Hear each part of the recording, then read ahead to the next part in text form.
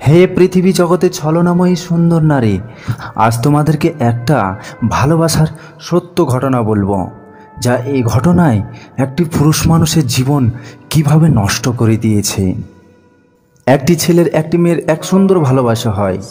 তাদের পরিবার না মেনে নেওয়ায় তারা দুজনের সিদ্ধান্ত নেয় তারা পালিয়ে বিয়ে করবে।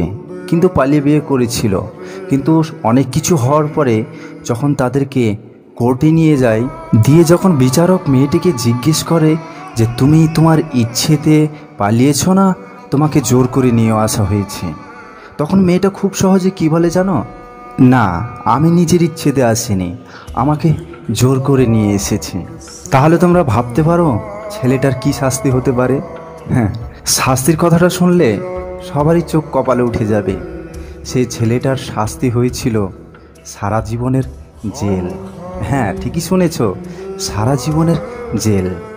এবার তোমাদের মনে তো অনেক প্রশ্ন উঠতেই পারে যে ছেলেটা তো কোনো খুন করেনি, বা এই সামান্য কথা নিয়ে এত বড় শাস্তি।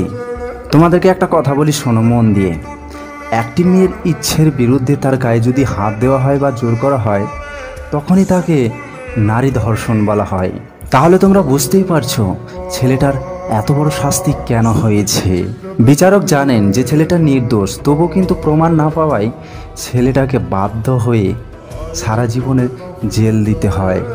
ভিডিও শেষে সুন্দর নারীদের কাছে আমার একটাই প্রার্থনা, তোমার যদি বুকে শক্ত পাটা না থাকে তাহলে কোনো পুরুষের হাত ধরে তাদের জীবনগুলো নষ্ট করে দিও না।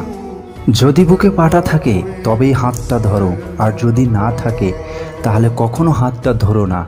কারণ তোমরা নারী, তোমাদের একটা শব্দ এই পৃথিবী জগৎটাও ধ্বংস হয়ে যেতে পারে।